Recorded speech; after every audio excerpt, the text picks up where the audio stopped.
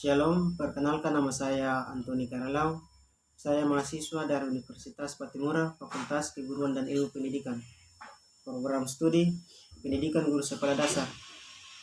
Saya mahasiswa angkatan 2021, kelas C. Oke, pembahasan yang saya bahas bisa kita lihat pada slide berikut ini.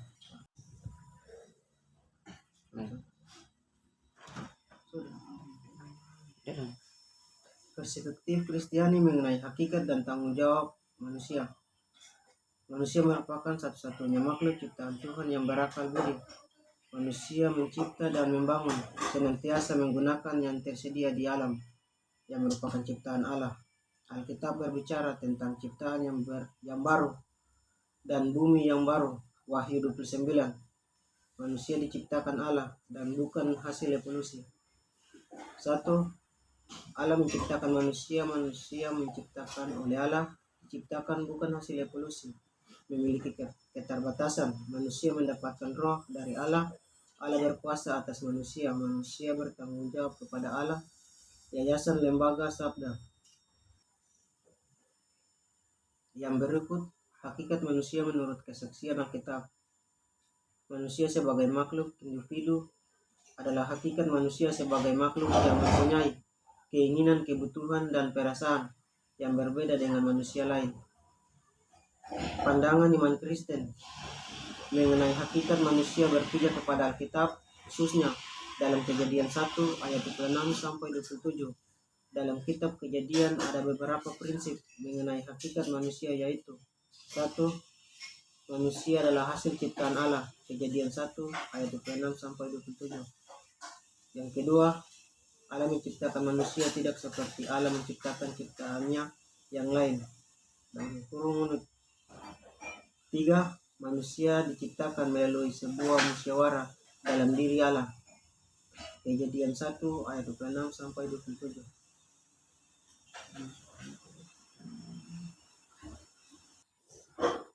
Yang berikut, manusia segambar dan serupa dengan Allah. Pada hari terakhir dari penciptaan, Allah berkata, baiklah kita menjadikan manusia menurut gambar dan serupa kita. Kejadian 1 ayat 26. Dengan demikian Allah mengakhiri pekerjaannya dengan satu sentuhan pribadi. Allah membentuk manusia dari debu tanah, memberikannya hidup dengan menghembuskan napasnya sendiri. Kejadian 2 ayat 7. Dengan demikian manusia memiliki keunikan dibandingkan dengan ciptaan-ciptaan lainnya, yaitu memiliki bagian materi dalam kurung tubuh dan non-materi dalam kurung jiwa roh. Memiliki gambar atau rupa Allah dalam pengertian yang paling sederhana, berarti manusia dibuat menyerupai Allah. Yang berikut, bentuk-bentuk tanggung jawab manusia. 1. Tanggung jawab terhadap diri sendiri. Tanggung jawab ini biasanya menentukan kesadaran setiap orang. 2. Tanggung jawab terhadap keluarga. 3. Tanggung jawab terhadap masyarakat. 4. Tanggung jawab terhadap bangsa dan negara. 5. Tanggung jawab terhadap Tuhan. Yang berikut, perspektif Kristiani mengenai ketuhanan. Pengertian agama. Agama adalah sistem yang mengatur kepercayaan serta peribadatan kepada Tuhan Yang Maha Esa serta tata kaidah yang berhubungan dengan budaya dan pandangan dunia yang menghubungkan manusia dengan tataan kehidupan. Menurut beberapa pemikiran, ada sekitar 4.200 agama di dunia. Konsep Allah Tritunggal. Doktrin Kristen atau Kristiani tentang Tritunggal atau Trinitas, kata Latin yang secara harafiah berarti tiga serangkai dari kata Trinus, rangkap tiga, menyatakan bahwa Allah adalah tiga pribadi atau hipostasis yang sehakikat konsubstansial, Bapa, Putra, Yesus Kristus, dan Roh Kudus sebagai satu Allah dalam tiga.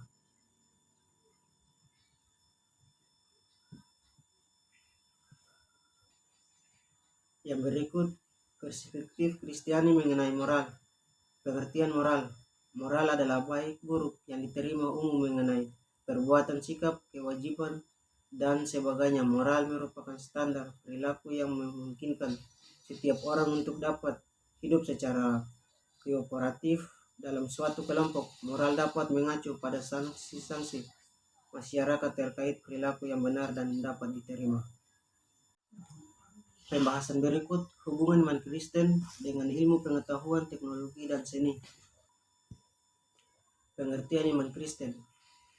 Iman dalam kekristenan adalah suatu keyakinan sentral yang diajarkan oleh Yesus sendiri dalam kaitannya dengan Injil menurut Yesus. Ibrani 11 ayat 1. Iman dalam kurung pisitis adalah dasar dari segala sesuatu yang kita harapkan dan bukti dari segala sesuatu yang tidak kita lihat. Bagian yang berkenan dengan fungsi iman dalam kaitannya dengan perjanjian Allah ini seiring digunakan sebagai definisi atau pengertian iman. Beberapa rumusan pengertian iman Kristen. Iman dalam kekristenan adalah suatu keyakinan sentral yang diajarkan oleh Yesus sendiri dalam kaitannya dengan Injil kabar baik. Menurut Yesus, iman merupakan suatu tindakan percaya dan penyangkalan diri sehingga orang tidak lagi mengandalkan kebijaksanaan dan kekuatannya sendiri, tetapi melekatkan diri kepada kuasa dan perkataan dari Dia yang ia percayai sejak reformasi Protestan.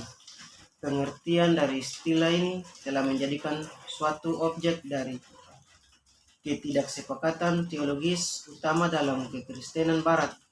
Sebagai besar dari perbedaan tersebut telah diatasi dalam doktrinasi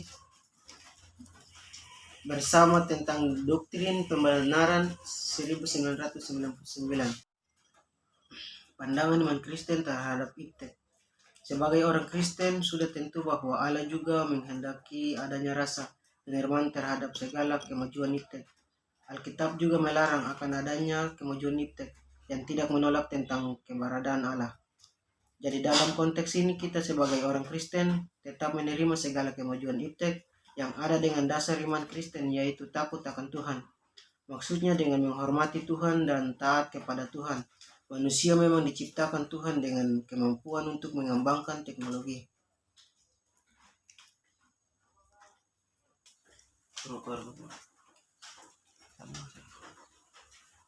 Pembahasan berikut, perspektif Kristiani mengenai politik.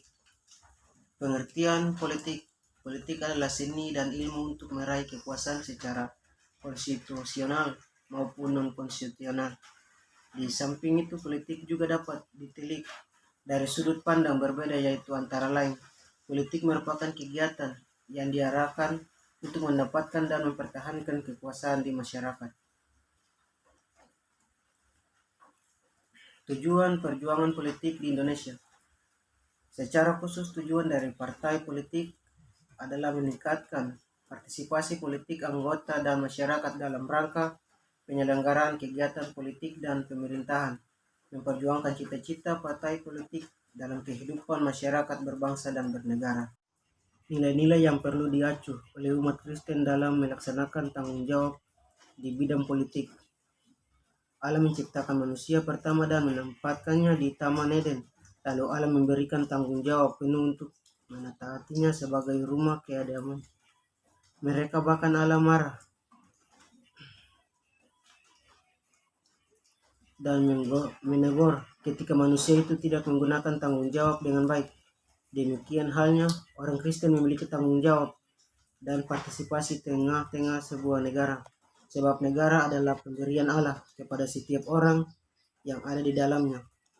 Kita merasa aman karena negara itu rumah kediaman dan tempat kita berlindung, serta kita dapat memberikan adil yang positif dan konstruktif. Negara diatur oleh sistem dan undang-undang, dan warga negara harus taat, memiliki hak dan kewajiban bersama. Maka kita harus merasakan bertanggung jawab sebagai warga negara dalam hal politik.